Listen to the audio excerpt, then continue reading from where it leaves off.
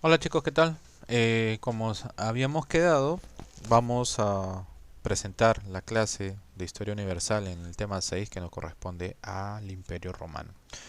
De por sí hablar de Roma en una clase es bastante difícil porque es un tema que podríamos hablar un mes entero, ¿no? Pero voy a tratar de hacerlo más reducido para que todos podamos tener la explicación más puntual y básica de nuestro contenido.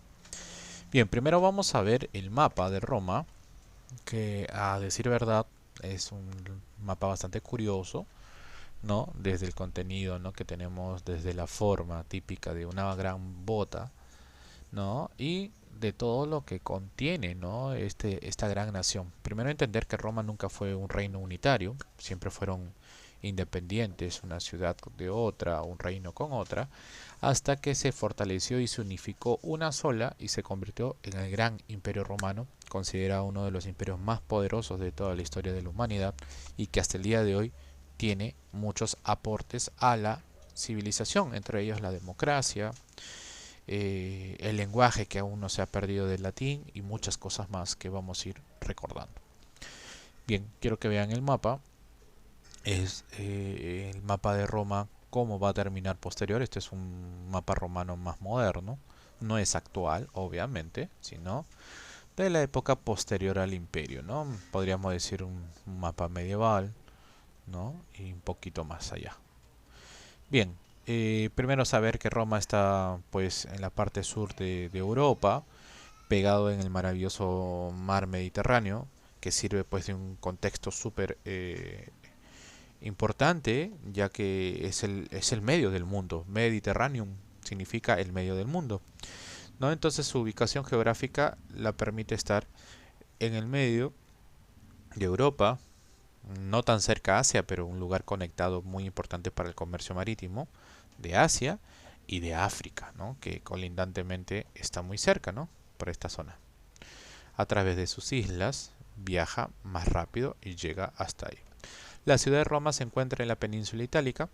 Recuerden que península geográficamente se denomina a una extensión de territorio continental rodeado de mar, pero conectado con el continente. En el cambio de ínsula o isla es territorio, pero totalmente rodeado de mar. Ahí está la diferencia de ínsula o isla con península. ¿Ok? Se dice que está en la península itálica, región de Lacio, a orillas del río Tíber y a los pies del monte Palatino, determinando los límites. Tenemos al mar Tirreno, ¿sí? al mar, el mar Adriático, que está por acá, el mar Tirreno, el mar Adriático, el mar Jonio y sobre todo el mar Mediterráneo, que es el que contiene todo. Profe, ¿por qué tienen tantos nombres de los mares? Es que cada zona, cada lado, cada fanje tiene un nombre, ¿no? Mar peruano, mar de Grau, ¿no? Etcétera, etcétera. Bien, origen de la civilización romana, pues hemos escuchado, hemos visto, ¿no? Varias historias sobre ella. Una de las que menciona la más común es la de Rómulo y Remo, y sería remontar inclusive hasta la guerra de Troya, donde los sobrevivientes troyanos van a fundar una ciudad griega llamada Alba Longa y van a suceder pues muchas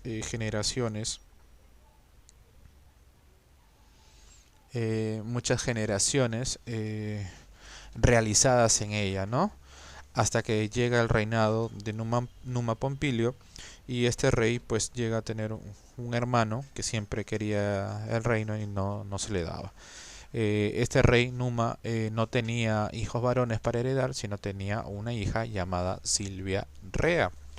Entonces, de acuerdo a la mitología, dice que Silvia Rea tuvo un enamoramiento muy fuerte con el dios Marte, personificado, y fruto de ese amor queda embarazada.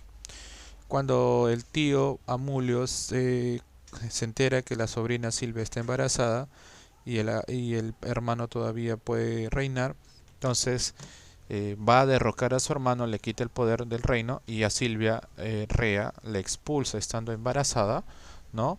Es arrojada a un río donde ella va a sacrificar su propia vida para salvar a sus niños, ¿no? Sus hijos ya nacidos. La mitología dice que los niños fueron rescatados por una loba, como tenemos en la imagen, ¿no? Es lo que se menciona, ¿no? Eh, entonces, la idea es esta. ¿Realmente puede ser una loba quien crió a los niños? Complicado, ¿verdad? No fue así. Las crónicas históricas mencionan que la palabra loba la representaba una mujerzuela, ¿sí? Imagínate cómo un animal le puede educar a unos niños diciéndole hay que pelear, no hay que pelear. Ya se los hubiese comido hace tiempo, ¿no? Más bien esta loba los educó para que crezcan y puedan recuperar su reino, ¿sí? Eh, y luego cuando ya crecen, ya son jóvenes, tienen fuerzas y van a luchar por el reino que correspondía a su abuelo y van a enfrentar a su tío abuelo, ¿no? Quien le arrebató el poder, que se llamaba Amulio, ¿verdad? Una vez derrotado, van a devolver el trono a su abuelo Numitor. Creo que mencioné Numa Pompilio, bueno, es un nombre de un rey romano, me confundí, es el abuelo Numitor, ¿sí? Y en recompensa, el abuelo Numitor a sus nietos les ofrece, pues, ¿no? Que creen una ciudad cerca del lugar donde estaban. Pero es que, claro, los chicos ya no, Rómulo y Remo no fueron solos, fueron con un pequeño ejército. Entonces las tierras ya quedaban chicas para ellas y para todos los demás, ¿no? Es así donde se va a originar la civilización romana. Quiero que entiendan que una civilización no nace de la nada y que un pueblo estaba vacío cuando llegó otro. No, siempre ha habido un tema de enfrentamientos, ¿no? De un grupo fuerte que llegaba y quitaba el poder a otro grupo tranquilo o campesino y se apoderaba de ello, o se fusionaban, o los eliminaba, o estaba en esa situación.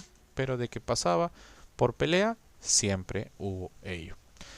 Tanto es así que la pelea máxima que se puede dar, y hasta hay una comparación bíblica con el inicio de Roma, es con la situación de los hermanos, ¿no? Rómulo y Remo, que todos sabemos que llegan a discutir entre ellos, inclusive no solamente entre ellos, sino con cada uno de sus seguidores, porque cada uno era líder de su ejército. Tanto es así que llegan a marcar una línea con sus espadas en medio de la ciudad diciendo que aquel que se atreve a pasar va a sufrir pues no la agonía, y es así que llegan a pelearse fuertemente entre hermanos, siendo Rómulo el vencedor y Remo el caído. Los ejércitos se fusionan y nombran a Rómulo como el primer rey del nuevo mundo romano, ¿sí? Ya era una combinación de los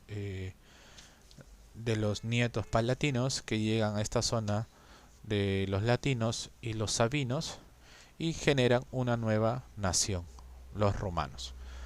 Rómulo, mitológico fundador de Roma, creó el Senado y la Asamblea. Recuerden que el Senado llega a ser una especie de congreso y la Asamblea un grupo de ancianos que los aconsejaban para tomar las mejores decisiones en todo sentido.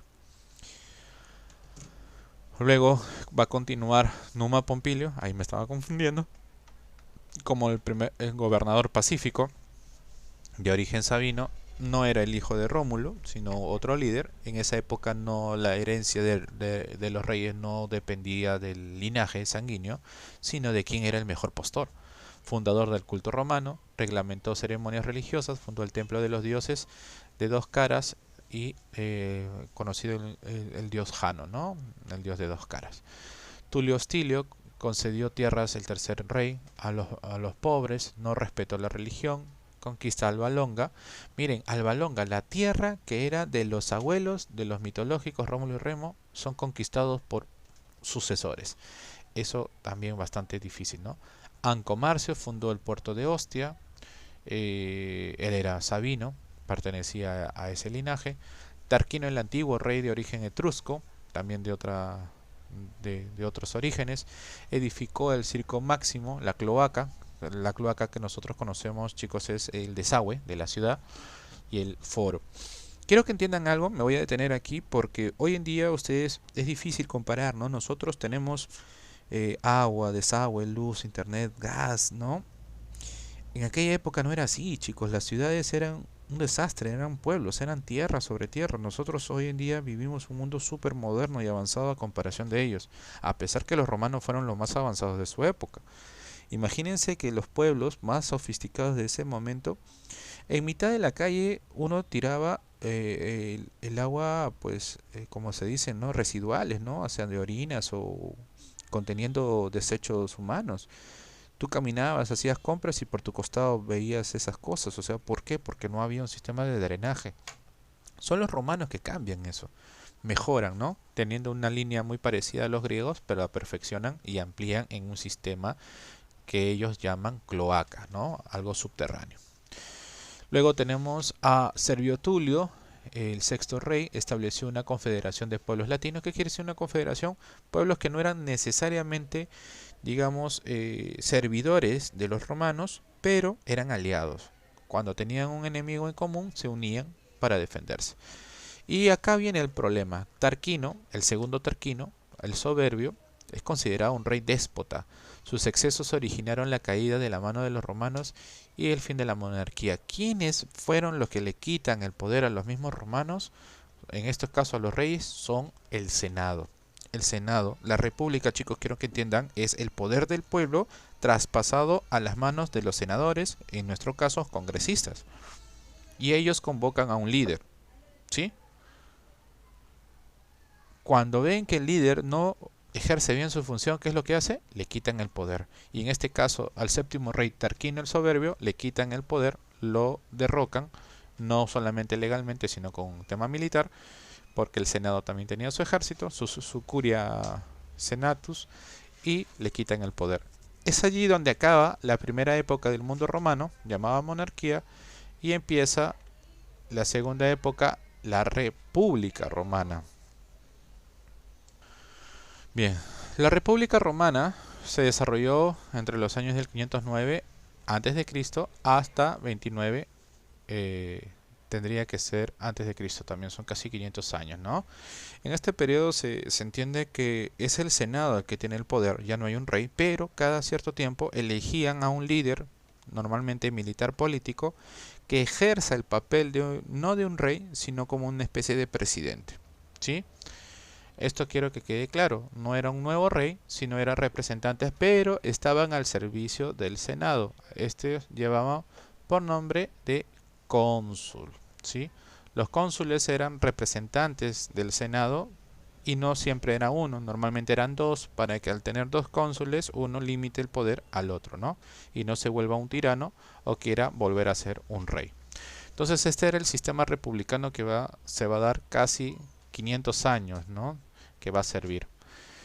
Luego, durante estas épocas van a surgir unas guerras súper importantes que son conocidas como las guerras púnicas, ¿sí?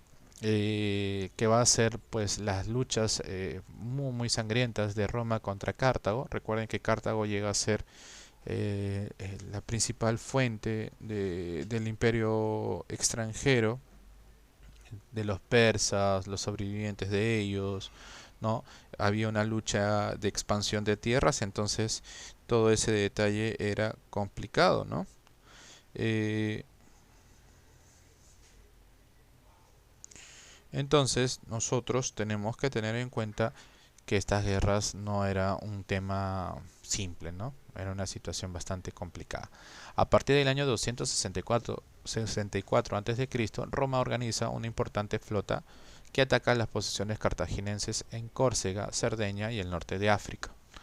Tras varios años de enfrentamientos, la flota romana, conformada por 300 buques a cargo del cónsul Cayo Catulo, logra el triunfo sobre la flota cartaginense durante la batalla de las islas de Egatz. Tras la derrota, Cartago firma la paz y abandona la isla de Sicilia, aprovechando las debilidades de los cartagineses. Roma se apodera también de las islas de Córcega y Cerdeña. Para explicarlo mejor vamos a regresar al mapa. Observen aquí.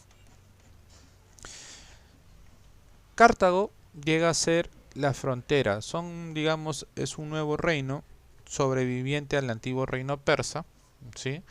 Tienen un corte bastante militar, que también buscaban su expansión en Túnez, su capital, y buscaban dominios, ¿no? Por ejemplo, la isla de Sicilia estaba en lucha de ello, ¿no?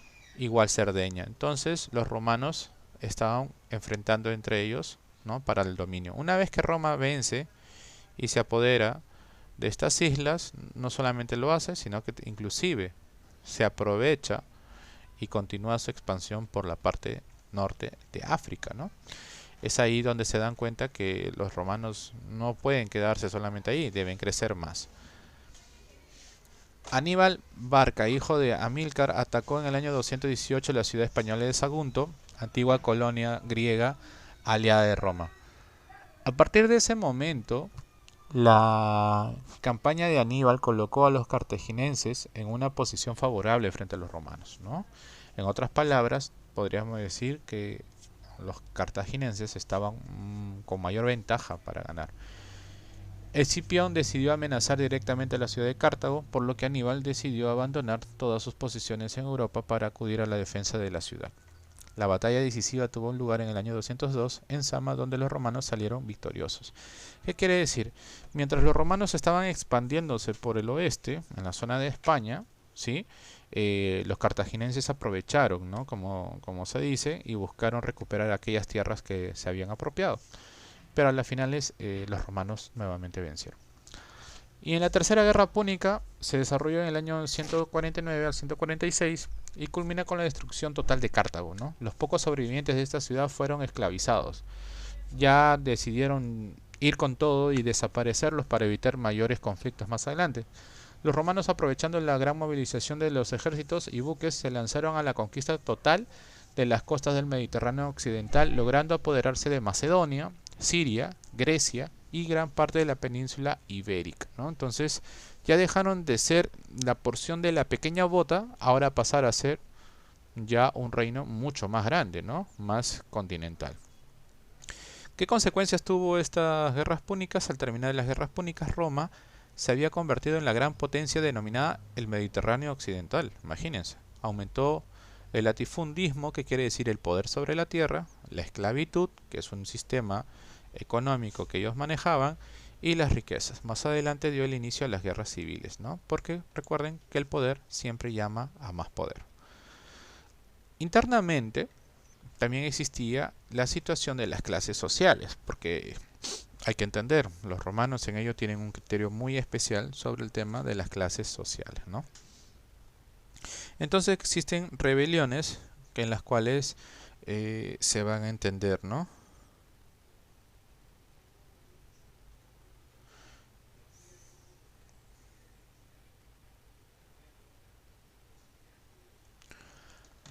Bien, las leyes que podemos ver, ¿no? De las 12 tablas, cuando se habla sobre la rebelión, ¿no? que tienen en este monte sacro dirigido a los plebeyos, ¿no? Donde explican, argumentan los romanos que los ciudadanos tienen que dividirse en clases sociales, ¿no?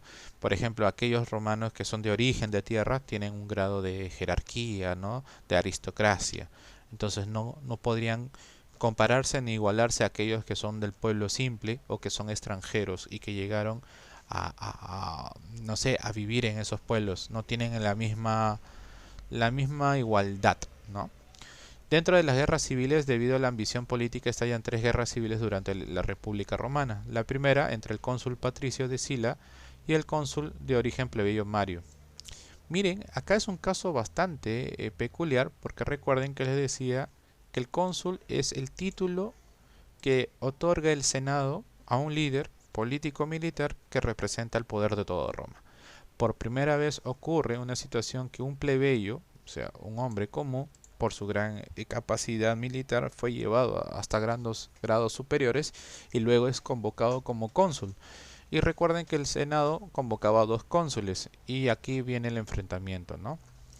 Sila va a vencer, ¿no? Y va a comenzar a haber una dictadura, ¿no? En honor. Cuando había dos cónsules dijo, no, ahora es uno solo. Para tener control absoluto del Estado se forma el primer triunvirato conformado por Pompeyo, Julio César y Craso. ¿Qué quiere decir? Que el Senado vio que al tener dos cónsules de diferencias sociales va a provocar este ambiente. Entonces decidió cambiar. Ya no va a haber dos cónsules, sino se va a considerar un gobierno llamado un triunvirato, que son tres líderes, ¿no? que deben trabajar juntos para la edificación del gran poderoso mundo romano. La Segunda Guerra Civil se da entre Pompeyo y Julio César. Miren, entre los que supuestamente iban a ser los salvadores, pasan a ser también otros que van a discutir entre ellas, porque van a conquistar tierras, digamos, ¿no? Van a hacer como una especie de guerra entre ellos, quienes conquistan más y por lo tanto tener el poder y exigir el poder absoluto. Julio César en la batalla de Farsa en Grecia y Pompeyo van a tener un enfrentamiento muy fuerte. Pompeyo va a escapar a Egipto y luego va a terminar asesinado. César se convierte en dictador vitalicio, que quiere decir, a diferencia de los cónsules que tenían un cargo de 2 años, el vitalicio que quiere decir de por vida. Entonces ahí empieza, ¿no? ¿Quién es este Julio César famoso? El que llega hasta Grecia, ¿no? El que va a ser la pareja de Cleopatra y todas las historias que se hablan de Julio César y Cleopatra, a tomar el poder de Egipto y luego es asesinado también, ¿no? Una conspiración de senadores dirigido por Marco Bruto y Casio Langino, ¿no? Se forma el segundo triunvirato por Octavio, Marco Antonio y Lépido. La tercera guerra civil entre Octavio y Marco Antonio, que apoya a Cleopatra, última reina faraón de Egipto, batalla de Actium, que va a vencer a Roma con Octavio y Egipto pasa a ser una provincia de Roma. Octavio pone fin a la república, iniciando el imperio con el nombre de César Augusto, ¿no? Octavio ya deja de ser un miembro del Senado, sino que decide romper el Senado y él, con el poder absoluto que tenía, pasa a llamarse César Augusto, con el que va a ser el título del emperador, ¿no? Y este título es el que va a engrandecer mucho más el famoso Imperio Romano, que va a abarcar desde el año 31 a.C. hasta el 476 después de Cristo. Aproximadamente 500 años va a durar este imperio. Por un lado tenemos el Principado, donde va a considerarse la democracia autoritaria. Bastante raro, ¿no? Si es democracia, ¿por qué es autoritaria? Ah, porque de todas maneras el poder se centra en un solo ser, que es el emperador. Va a haber la situación del dominado, que es considerada el último periodo de la historia romana y la última fase del imperio, ¿no? El dominado que comienza en el año 288 de nuestra era. En este año el ejército aclama al emperador, ¿no?, de Nicomedia, sector oriental del imperio, a un general ilírico, Cayo Valerio Diocleciano, que vendrá pronto dueño absoluto de todo el imperio. Recuerden que llega un momento en que el imperio se va a dividir en dos, ¿sí? Porque es tan grande que era imposible poder gobernarlo todo. Entonces van a dividir el imperio en dos. Van a dividir a Roma de Occidente, Roma de Oriente, cada uno con sus líderes independientes, con personas que se encarguen de reportar alguna situación, alguna dificultad, ¿no? Y las reformas de ello. Esto también va a empezar a buscar la desigualdad, la diferenciación. Recuerden que el mundo de Roma Oriental, Constantinopla, Bizancio, no va a dejar las tradiciones griegas que siempre han tenido y por ello van a buscar la diferencia, ¿sí? Bien, acá vamos a ver la parte final del Imperio Romano. Bueno, acá todos sabemos que este es el símbolo del Coliseo Romano, el símbolo del Gran Imperio. Y en el año 395 después de Cristo, el emperador Teodosio I el Grande divide definitivamente el Imperio Romano entre sus dos hijos, Honorio y Acadio. A cada uno le da un imperio, ¿no? El Imperio Romano de Occidente es el cual va a caer en el año 476, que eso ya lo sabemos, la caída por los bárbaros y todo lo demás. Y finalmente el Imperio de Oriente, que va a durar más tiempo, va a caer en el 1453, ¿no? Entonces estamos hablando de que el Imperio Romano duró hasta el siglo XV, pero en la parte de Oriente, ¿sí? Y ambos van a caer por guerras civiles y por invasiones bárbaras en distintos momentos. Así es. Bien, chicos, en realidad este tema es amplísimo, se podría hablar meses y meses de esto. Este es un pequeño resumen, espero que lo hayan entendido y si no es así, vuelvan a leerlo, Su trabajo del día de hoy es hacer un resumen de ello, plasmarlo en el cuaderno y subirlo a la plataforma. Bien chicos, eso sería todo. Cuídense. Muchas gracias.